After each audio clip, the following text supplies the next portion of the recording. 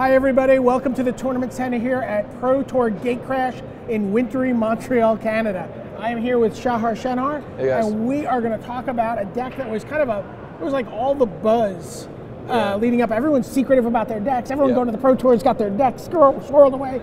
Tomoharu Saito, he's not going to the Pro Tour. He's going to the next Pro Tour, so he's free to just ruin formats for everybody. Not for everybody. For the people who don't have teams, it's a lot better. For the people who have teams, I mean, as long as they actually find the decks by themselves, it's a lot worse because then it's a known deck. So you were working with Team Channel Fireball Panic, CFB Panic, and you guys were looking at this list. It's a red-green aggro deck. Takes advantage of Burning-Tree Emissary as the new card in the format. Let's walk through the deck a little bit. Sure. And we'll start with ones. You know, these guys are established mono red creatures. Tell me about these guys. Yeah, these are the 1-drops in the deck. They're just the best 1-drops right now in mono red, and it's a very fast deck, so you want as many 1-drops as you can. Vexing Devil is not, it is a 1-drop, but it's not good enough. Right. So these are the best ones.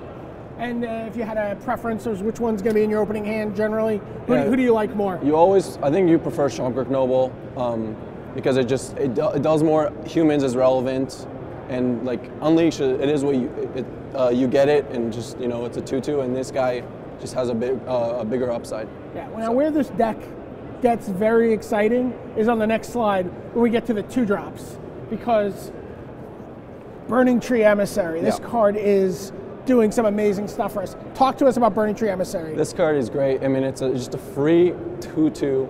It's very similar to Frogmite. I mean, right. You compared the card. You compared this deck to playing Affinity. Yeah, Affinity or Tempered Steel. It's just very, very fast. You just play it, and you can even follow it up with Lightning Mauler and just take 4. So you play this, you get 2 mana. You play this, you pair them. You just pair them and you take 4. Or maybe 6 if you played a 2-drop. If you play a 2-drop, yeah. Not many decks beat that on the play. 1-drop, 2-drop, 2-drop, take 6. And then it's also a mana fixing because there's, it produces green, and there's only 8 green. There's only 8 green cards in the deck, but there's also only 8 sources, so it does produce it and it does help. So you go Burning-Tree, Lightning Mauler, or you can go Burning-Tree. Well, you can't quite go Burning-Tree Ash Zealot. It is a little. But you could do it on turn 3. Yeah. So talk about the Ash Zealot. Ash Zealot, again, we're just looking for the most powerful and cheap creatures, and these 4 are it. So Ash Zealot, First Strike, Haste, just very good card.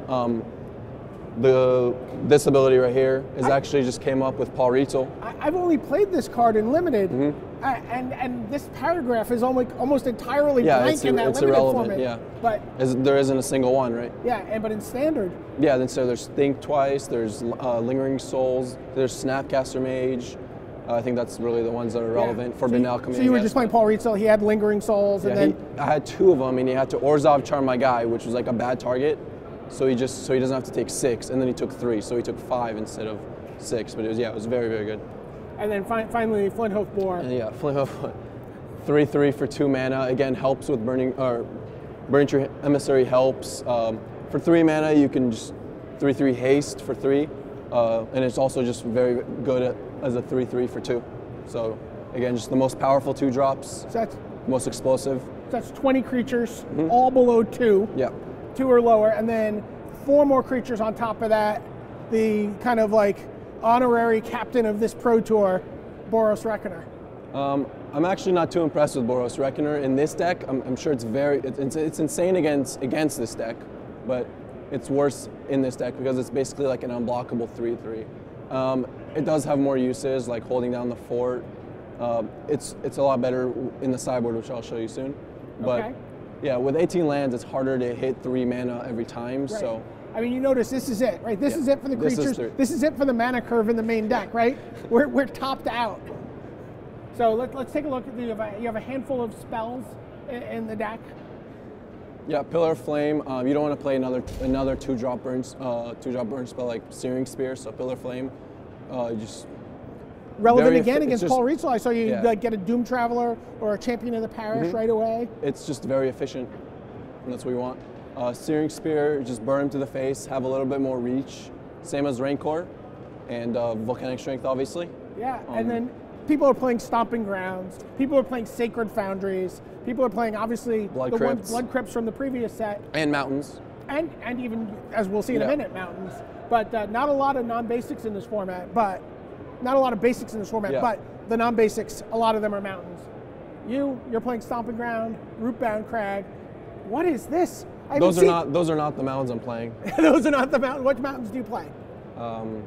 Zendikar from Kalkano gave me Zendikar Mountains. Okay, so. that's a nice choice. Yeah. These are the mountains we had in the digital image bank. 10 mountains. This is, I could see 10 deck lists out on the top tables of this event and not find 10 basic lands among those 10 decks. Yeah. Right? It's possible. This is such a weird thing to see. Let's move ahead. So 18 lands. That's crazy. Yeah, 18 lands. So talking about the sideboard, tell me about these cards quickly. So Skullcrack is basically against Thragtusk. It's fine against Revelation, but I mean they're still drawing cards, so it's not as good. But Thragtusk is a big one. That's basically it. I mean you're boarding against the life gain. You can also damage can be prevented is also relevant with Fog. Sure. And Gloom Surgeon, for example. Oh, that's very interesting. Gloom Surgeon was a breakout sideboard card, and even main deck card for a lot of people. In Jund. Blasphemous Act? This card was seen playing like blue-white red for a little bit, and it didn't really work out. But in the sideboard against like Naya aggro or Naya mid-range, or maybe even Jund, depending on what their deck is, it's very good because you're obviously not going to play for 9 mana. You're going to play for like 3 maximum, and if you have Boros Reckoner, which is it does 13 damage. Yeah, so, you're just like, kill everything, kill you. It's a nice little combo. Where are you bringing in Mizzium Mortars? Mizzium Mortars goes in against Luxon and Smiter decks. Like if you need more removal for like Nighthawks, and just to put more removal for. You sideboarded against Toughness. Yes, Toughness. And you're never overloading this, right? Jesse Hampton actually is playing the same deck, and he had 10 lands in play and 2 lands in hand with 18, and he overloaded it in 1.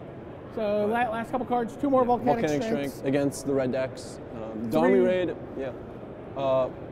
also against like against like Verdicts and just decks that have a lot of removal, it just gives you a little bit more reach.